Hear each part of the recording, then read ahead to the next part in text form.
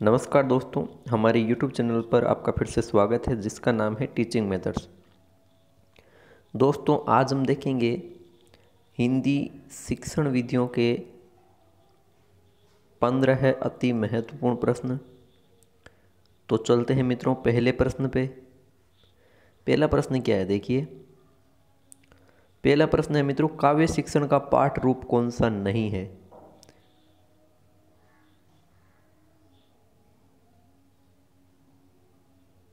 काव्य जो शिक्षण है मित्रों, अपने जो काव्य शिक्षण या पद्य शिक्षण है, इसका पाठ रूप कौन सा नहीं है, ये पूछा गया है। ठीक है, एक मिनट। जो काव्य शिक्षण है मित्रों, इसका पाठ रूप, तो देखिए काव्य शिक्षण के पाठ रूप की बात करें तो कौन सा नहीं है, ये पूछा गया ना। काव्य शिक्षण के पाठ रूप की बात करूं मित्रों तो कुल 4 होते हैं। कितने होते हैं? 4, यानी कि काव्य शिक्षण के पाठ रूप कुल 4 होंगे। ठीक है, पहला होगा उसमें मित्रों कौशल पाठ। कौन सा? कौशल पाठ, यानी कि इसमें जो भाव भंगिमाओं का प्रदर्शन किया जाता है वो कौशल होते हैं। ठीक है, काव्य शिक्षण में ना सेस्वर शिक्षण किया जाता है, वो गुण होते हैं कौशल पाठ में। बोध पाठ, उन कविताओं का भाव समझना, है ना, अर्थ समझना, कठिन शब्दों का अर्थ समझना, ये आ जाता है बोध पाठ में। याद रखना, बोध पाठ में रस की अनुभूति नहीं होती, रसानुभूति नहीं होती है। ठीक है, उसके बाद रचना पाठ या उपयोजन पाठ। तो मित्रों रचना पाठ ये इसका प्रकार नहीं है। तीसरा हो जाता है मित्रों रस पाठ। कौन सा? रस पाठ, जिसमें रसानुभूति होती है। ठीक है, और चौथा हो जाता है मित्रों उपयोजन पाठ। उपयोजन क्या है कि पुरानी जो पठित कविता है उसका प्रयोग करते हैं नई जो कविता है उसके भाव पठन में, है ना। पूर्व ज्ञान का नवीन ज्ञान में प्रयोग करते हैं, वो उपयोजन पाठ कहलाता है। तो मित्रों पहला प्रश्न अच्छा प्रश्न था। तो प्रश्न संख्या जो 1 है मित्रों, वहाँ पे विकल्प नंबर 3 सही है। आगे चलिए मित्रों प्रश्न संख्या 2 में।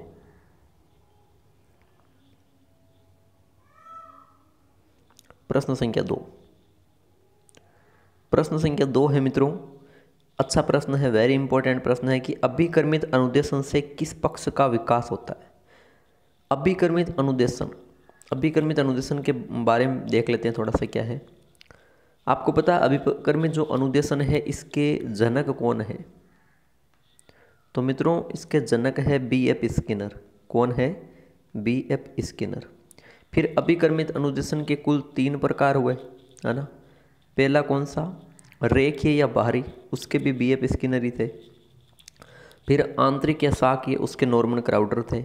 और तीसरा था अवरो या मैथमेटिक्स, जिसके गिलफर्ड थे, है ना, गिलफर्ड। ठीक है, ये 3 प्रकार थे। अभिकर्मित अनुदेशन यानी कि श्रृंखला में सीखना, है ना, क्रम से श्रृंखला के रूप में विषय वस्तु का छोटा छोटा करके सीखना, यह अभिकर्मित अनुदेशन है। अभिकर्मित अनुदेशन की बात करूँ तो इसके मुख्य 6 सिद्धांत या 6 सोपान इसके होते हैं। ठीक है, 6 सोपान या 6 पद होते हैं जिनसे बालक मतलब जब सीखता समय इनको यूज़ करता है, इनसे गुजरता है। ठीक है, 6 सोपान, लेकिन 5 ही क्रियाएं वो मुख्य रूप से करता है, 6 में से 1 वापिस दोहरान की होती है। ठीक है, यह स्वअधिगम है मित्रों। इसके अलावा ये क्या है? स्वअधिगम। स्वअधिगम का अर्थ क्या होता है मित्रों? यानी खुद ही करके सीखना। बालक खुद ही अपनी गति से करके सीखता है। जब उसने पहले स्टेप को करके सीख लिया उसके बाद ही वह दूसरे स्टेप को सीखेगा, अन्यथा वह वापस उस पहले स्टेप पर ही कार्य करेगा। तो इससे किस पक्ष का विकास होता है? ज्ञानात्मक, क्रियात्मक, भावात्मक, या फिर विकल्प 1 व 2 दोनों। तो मित्रों आपको बता दूं मैं, अभिकर्मित अनुदेशन ये प्रश्न वेरी इंपॉर्टेंट प्रश्न है। यहाँ पे विकल्प 1 व 2 दोनों सही है, यानी कि यहाँ पे ज्ञानात्मक और क्रियात्मक इन दोनों पक्षों का विकास होता है अभिकर्मित अनुदेशन से, भावात्मक का नहीं होता है मित्रों, याद रखना। भावात्मक का जब शिक्षक वाचन करेगा तो उसमें हो जाता है मुख्य रूप से ज्ञानात्मक और क्रियात्मक 2 ही पक्षों का विकास होता है अभिकर्मित अनुदेशन से। तो दोस्तों विकल्प नंबर 4 सही हो जाता है प्रश्न संख्या 2 में। चलिए प्रश्न संख्या 3 देखते हैं।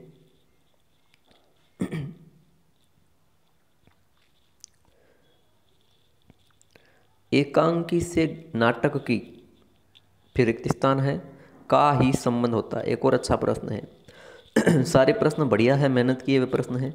देखिए एक होती एकांकी, एक नाटक होता है ना। आप जब अपने हिंदी में शिक्षण विद्या पढ़ोगे तो वहाँ पर एकांकी की शिक्षण विद्या जैसे एक कक्षा अभिनय विधि, रंगमंच अभिनय विधि, व्याख्यान विधि, है ना, आदर्श नाट्य विधि, वहाँ पे एकांकी और नाटक की एक ही शिक्षण विधियाँ बताएगी, ठीक है, क्योंकि इनमें ज़्यादा कोई अंतर नहीं है, समानता है। लेकिन यहाँ पे लिखा है एकांकी से नाटक की खाली जगह का ही संबंध होता है, घटना के बारे में पूछा है। तो मित्रों देखिए विकल्प एक है एक घटना, दूसरा एक से अनेक घटनाओं का संबंध होता है, कोई भी घटना नहीं है, इनमें से कोई नहीं। तो देखिए मित्रों आपको बता दूं मैं, एकांकी से नाटक की केवल एक घटना का ही संबंध होता है। कहने का मतलब क्या है, नाटक की बात करूं मैं, जब एकांकी की बात की जाए मित्रों, एकांकी में नाटक की केवल नाटक की एक घटना एकांकी में होती है।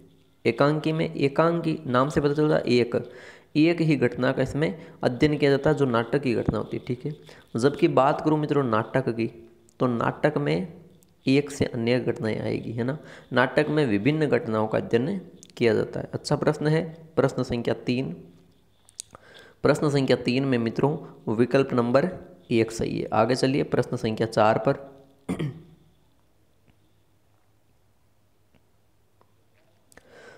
प्रश्न संख्या 4 देखिए मित्रों, किस विधि में जीवन की वास्तविक समस्या का समाधान स्वाभाविक स्थितियों में किया जाता है।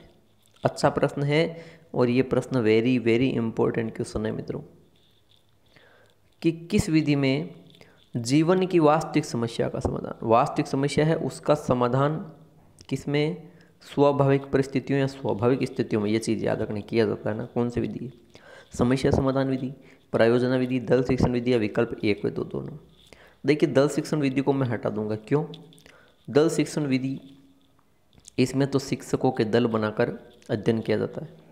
इसका श्रीगणेश शुरुआत हुई अमेरिका में, है ना, और इसमें दल बनाकर शिक्षण किया जाता है, तो इसमें यहाँ पे कोई स्वाभाविक परिस्थिति वगैरह में नहीं है, ठीक है। तो इस प्रकार ये विकल्प हटा दो। उसके बाद विकल्प 3 बच्चे, पहला दूसरा और चौथा। तो देखिए वेरी इंपॉर्टेंट क्वेश्चन इसलिए मित्रों क्योंकि यहाँ पर एक नहीं बल्कि मुख्य रूप से 2-3 प्रश्न अच्छे तैयार होने वाले हैं। नाम से पता चलता है समस्या समाधान विधि, समस्या का समाधान करना है। समस्या का समाधान हम किससे करते हैं, अपने मस्तिष्क से करते हैं। जितनी भी समस्याएं होती हैं उनसे ही तो करते हैं, मस्तिष्क से, है ना। तो मस्तिष्क से, बुद्धि से, स्मृति से, यानी कुल मिलाकर कह दूं ये मानसिक निष्कर्षों पर आधारित विधि है। अब आपको पूछे, देखिए वास्तविक समस्या दोनों में होती है, समस्या समाधान में भी वास्तविक हो गई और प्रायोजना में भी वास्तविक समस्या हो गई, लेकिन उनका समाधान अंतर क्या है। समस्या समाधान विधि का बता रहा हूँ, पर सुनना। समस्या समाधान विधि में वास्तविक समस्या का समाधान मानसिक निष्कर्षों में किया जाता है, ठीक है। जबकि प्रायोजना विधि है मित्रों, इसका उत्तर प्रायोजना होगा। प्रायोजना विधि में वास्तविक समस्या का समाधान स्वाभाविक स्थितियों में किया जाता है, व्यावहारिक रूप में किया जाता है। प्रायोजना विधि किलपेट्रिक आपको पता है ना। सोपान की बात करूं तो समस्या समाधान विधि में भी 6 होते हैं और प्रायोजना विधि में भी 6 सोपान होते दोनों, ठीक है। तो अच्छा प्रश्न है मित्रों, याद रखना। प्रश्न संख्या जो 4 है आपके, वहाँ पे विकल्प नंबर 2 सही उत्तर है। आगे चलिए मित्रों प्रश्न संख्या 5 पर।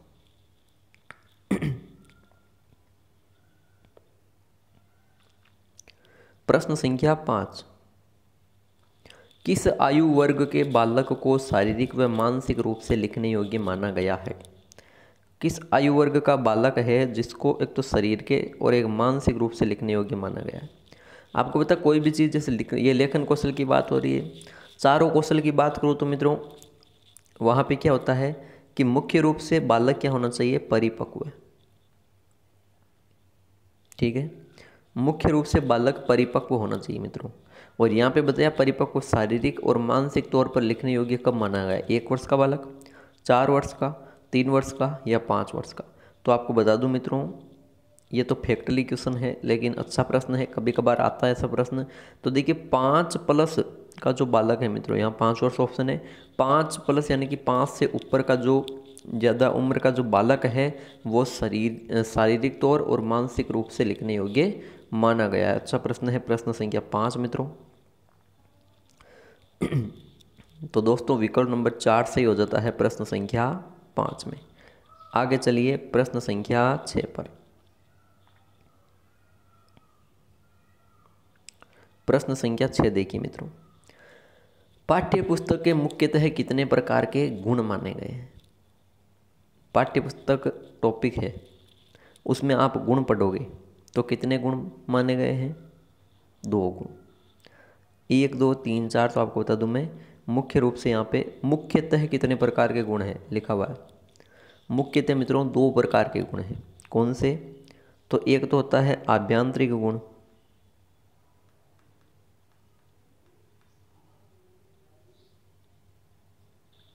एक तो आभ्यंतरिक गुण है और दूसरा है मित्रों बाहरी गुण। ठीक है। इसके अलावा इनमें और आप पढ़ोगे तो कुल 23 गुणों का जिक्र किया गया है। आभ्यंतरिक में आ जाएंगे 1 से लेकर मित्रों 15, जबकि बाहरी में आ जाएंगे 16 से 23। ये गुण किस आधार पर? तो आभ्यंतरिक में बात करूं, आभ्यंतरिक गुण में क्या क्या आते हैं? आभ्यंतरिक की बात करूं तो मित्रों देखिए, आभ्यंतरिक में आती है एक तो पुस्तक की भाषा, एक आती है विभिन्न शैलियाँ, है ना, एक आती है पाठ्य की विषय वस्तु। ये तो आते हैं मित्रों आभ्यंतरिक गुण, पुस्तक के अंदर वाले। बाहरी में क्या आ जाएगी? साज सज्जा, मुद्रण, आवरण, है ना, ये बाहरी में आएंगे। अच्छा प्रश्न है मित्रों, प्रश्न संख्या जो 6 है आपके, वहाँ पे विकल्प नंबर 2 सही है। चलिए प्रश्न संख्या 7 पर। प्रश्न संख्या 7, निम्न में से क्या एक उपचारात्मक शिक्षण का लक्ष्य है? उपचारात्मक शिक्षण का एक लक्ष्य पूछा है, एक लक्ष्य है, एक ही होगा उत्तर इसका। तो बच्चों के अधिगम संबंधी समस्याओं को हल करना, बच्चों के अधिगम संबंधी समस्याओं को बढ़ाना, तो बढ़ाया जाता है उपचार शिक्षण माध्यम से, ये तो गलत है। जब एक विकल्प गलत हो गया तो उपयुक्त सभी भी क्या होगा? गलत। बच्चों के अधिगम संबंधी समस्याओं पर ध्यान न देना, न नेगेटिव आ गया, इसको बैठाओ। ये क्या विकल्प बचा? पहला विकल्प यहाँ पे सही हो जाता है कि बच्चों की अधिगम संबंधी समस्याओं को हल करना, बच्चों के अधिगम संबंधी समस्याओं को हल करना, उनमें सुधार करना, यानी कठिनाइयों को पता लगाना, वो तो निदान हो जाएगा, उन समस्याओं को हल करना, शिक्षण में सुधार करना, ये किसकी चीज़ें हैं? उपचारात्मक शिक्षण के लक्ष्य है, उद्देश्य है।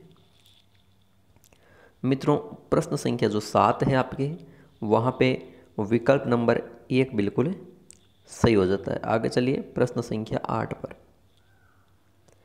प्रश्न संख्या 8 है मित्रों, फ्लैनल बोर्ड किससे बना होता है? अच्छा प्रश्न है। जो मित्रों फ्लैनल बोर्ड पढ़ा होगा आपने, जो शिक्षण अधिगम सामग्री का टॉपिक है, उसमें ये किससे बना होता है? फ्लैनल बोर्ड पूछ सकते हैं। फ्लैनल बोर्ड किससे बना होता है? तो मित्रों आपको बता दूं मैं, फ्लैनल बोर्ड प्लाईवुड से बनता है, लकड़ी से, मेसोनाइट बोर्ड या उपयुक्त सभी। तो प्लाईवुड से भी बनता है, लकड़ी से भी बनता है, मेसोनाइट बोर्ड से भी बनता है, यानी यहाँ पे उपयुक्त सभी कथन सही है। फ्लैनल बोर्ड होता क्या है? फ्लैनल बोर्ड होता है जिस पे मित्रों चित्र प्रदर्शित किए जाते हैं, जिस पर हम चित्र प्रदर्शित कर सके, है ना, ये होता है मित्रों फ्लैनल बोर्ड, जिस पे चित्र प्रदर्शित कर सके। ये फ्लैनल बोर्ड लकड़ी, प्लाईवुड, मेसोनाइट बोर्ड इनका बनाया जाता है। इस पे फिर गोंद लगा के जो चित्र बनाए गए हैं वो चिपका दिए जाते हैं और फिर प्रदर्शित किए जाते हैं, है ना, जैसे चार्ट वगैरह जो भी है। ये होता है मित्रों फ्लैनल बोर्ड। अच्छा प्रश्न है, कभी कभार पूछा जाता है फ्लैनल बोर्ड का उपयोग क्या है? चित्र प्रदर्शन करने हेतु। तो मित्रों प्रश्न संख्या जो 8 है वहाँ विकल्प नंबर 4 सही है। चलिए प्रश्न संख्या 9 में। प्रश्न संख्या 9, व्याकरण शिक्षण की प्राचीन व परंपरागत विधि कौन सी है? व्याकरण जो शिक्षण है इसकी क्या पूछा है? प्राचीन और परंपरागत विधि कौन सी है? आगमन विधि, प्रयोग विधि, भाषा संश्रय विधि या निगमन विधि। प्रयोग विधि की बात करूं तो मित्रों एक तो प्रयोग और दूसरी हुई सहयोग, ये इसी आगमन का ही रूप है, तो इसको मैं यहाँ पे हटा दूंगा। ये कोई प्राचीन परंपरा नहीं, इसके बाद आई है, ठीक है। भाषा संश्रय बिल्कुल व्याकरण की शिक्षा अलग से नहीं देकर जो गद्य है उसी के साथ में दी जाती है, तो यहाँ पर ये भी नहीं होगी, ये भी बाद में ही, है ना। व्याकृति विधि भी कहते हैं भाषा संश्रय को, प्राथमिक के लिए उपयुक्त होती है, ठीक है। अब 2 विकल्प बचे और आपको पता उनमें से उत्तर होगा, या तो आगमन विधि होगी या निगमन विधि होगी। तो मित्रों बता दूं जो निगमन विधि है वो प्राचीन है आगमन से भी, है ना। निगमन विधि की बात करूं मित्रों तो क्या होता है निगमन विधि में? एक तो होता है निगमन विधि में नियम से फिर उदाहरण बनाए जाते हैं। एक होता है मित्रों ये उच्च प्राथमिक स्तर के लिए उपयुक्त है, ठीक है। नियम से उदाहरण, उच्च प्राथमिक स्तर। एक आपको बता दूं मैं, ये अमनोवैज्ञानिक विधि है मित्रों। क्या अमनोवैज्ञानिक विधि है? दोषपूर्ण विधि, क्योंकि इसमें मुख्य रूप से नियम बताए जाते हैं। ये प्राचीन व परंपरागत है, इसलिए इसका उत्तर ये हो जाएगा। निगमन विधि की बात करूं मैं, आगमन विधि की, तो इसका उल्टा हो जाएगा। उदाहरण से नियम चलेंगे, प्राथमिक स्तर पर आ जाएगी, और मनोवैज्ञानिक विधि इसका गुण है। अच्छा प्रश्न है प्रश्न संख्या 9 मित्रों। प्रश्न संख्या 9 में विकल्प नंबर 4 सही हो जाता है। चलिए प्रश्न संख्या 10 पर। एक और अच्छा प्रश्न है प्रश्न संख्या 10। भाषा की प्रकृति की विशेषता नहीं है। मित्रों, जो भाषा है उसकी जो प्रकृति है उसकी विशेषता कौन सी नहीं है? तो बिल्कुल अच्छा प्रश्न है, वेरी इंपॉर्टेंट क्वेश्चन है मित्रों, है ना, पूछा जाएगा जरूर ऐसा प्रश्न। तो देखिए, भाषा अर्जित संपत्ति है, ये तो कथन सही है भाई। भाषा क्या है? अर्जित संपत्ति है। केवल एक भाषाविद हुआ नोआम चोम्स्की, उसने कहा था कि भाषा जन्मजात है, बालक जन्म से भाषा युक्त व्यवस्था अपने साथ लाता है, उसने कहा था, है ना। अब यहाँ पे उसकी कोई एक चीज़ अलग से अपवाद है, वो उनका आया नहीं, ठीक है। सभी मनोवैज्ञानिकों के बारे में पूछ रहे हैं, तो भाषा अर्जित संपत्ति है मित्रों, ये सही कथन है। क्योंकि भाषा हम अपने समाज से, बड़ों से अर्जित करते हैं, ठीक है।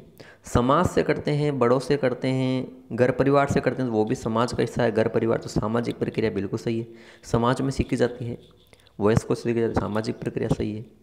भाषा अनुकरण द्वारा सीखी जाती है, बिल्कुल सही है मित्रों। भाषा अनुकरण करके तो सीखी जाती है, जो वे सब बोलेंगे बड़े लोग, उनका ही मतलब अनुकरण करके तो छोटे बच्चे बोलेंगे, ये भी कथन सही है।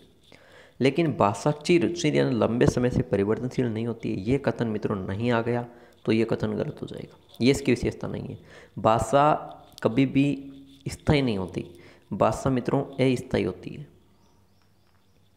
भाषा अस्थायी होती है और मित्रों परिवर्तनशील होती है ना, परिवर्तनशील होती है, बदल जाती है भाषा।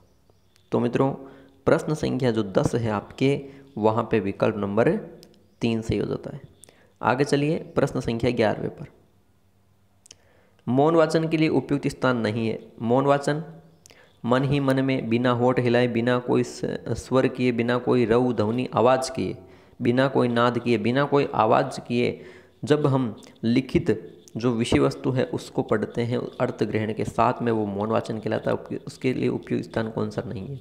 वाचनालय में मौन वाचन ही किया जाता है, पुस्तकालय में मौन वाचन करेंगे। आप लाइब्रेरी ज्वाइन कर रखी है, मौन वाचन कर रहे हैं, कक्षा कक्ष में की जा सकती है, लेकिन अभिनंदन सभा में नहीं की जा सकेगी। अभिनंदन सभा होती है किसी व्यक्ति के सम्मान के लिए, उसकी प्रशंसा के लिए जो सभा आयोजित करते हैं, वो अभिनंदन सभा है। तो वहाँ पर तो उसके बारे में वाचन करना होगा, बोलना होगा, तो वो मौन वाचन के लिए उपयुक्त स्थान नहीं है मित्रों।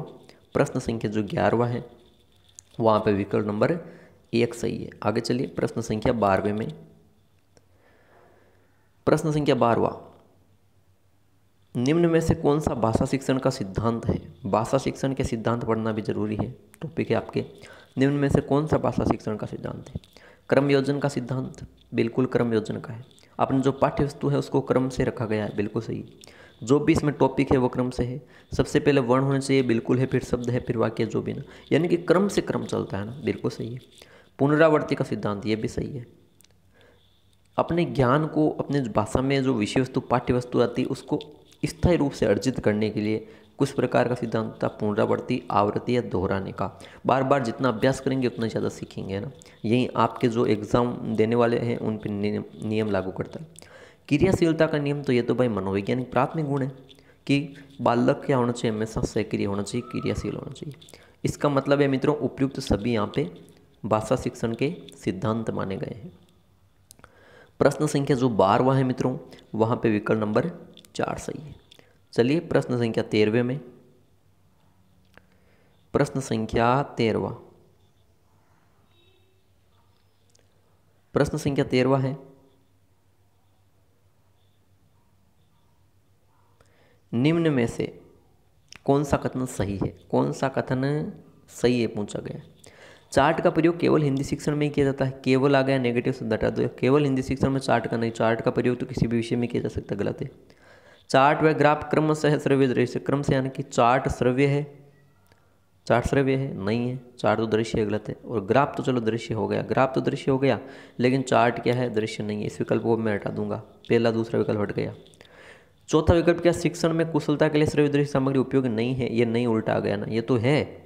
शिक्षण में कुशलता के लिए तो श्रव्य दृश्य सामग्री उपयोगी है, ये भी गलत। या ना तीसरा विकल्प यहाँ पर सही है कि श्रव्य दृश्य सामग्री छात्रों के लिए उपयोगी है। उपयोगी है तभी तो इस खर्चीली विधि है, खर्चीली सामग्री का उपयोग किया जाता है ना। उपयोगी है तभी तो इसका प्रयोग करेंगे, वरना क्यों समय व्यस्त करेंगे ना, क्यों बर्बाद करेंगे समय।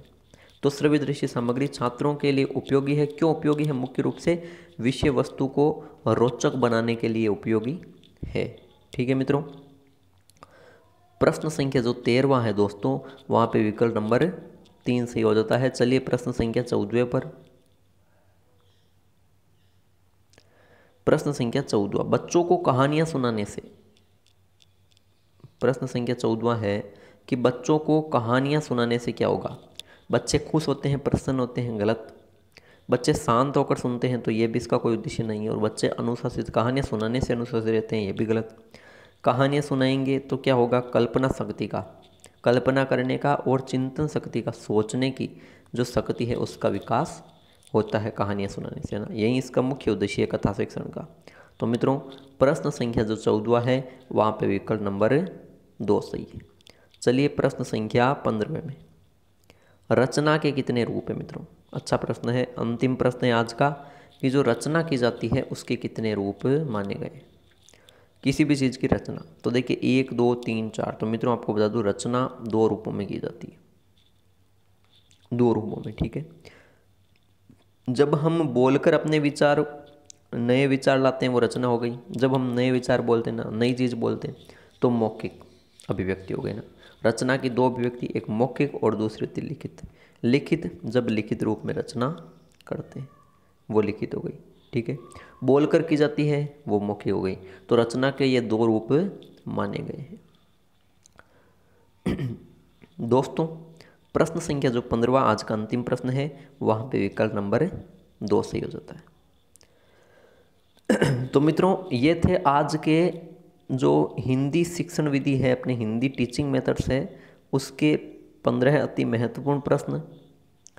कमेंट बॉक्स में ज़रूर कमेंट कीजिए कि मित्रों 15 में से आपके कितने प्रश्न सही हो रहे हैं, या आपका स्कोर कितना है।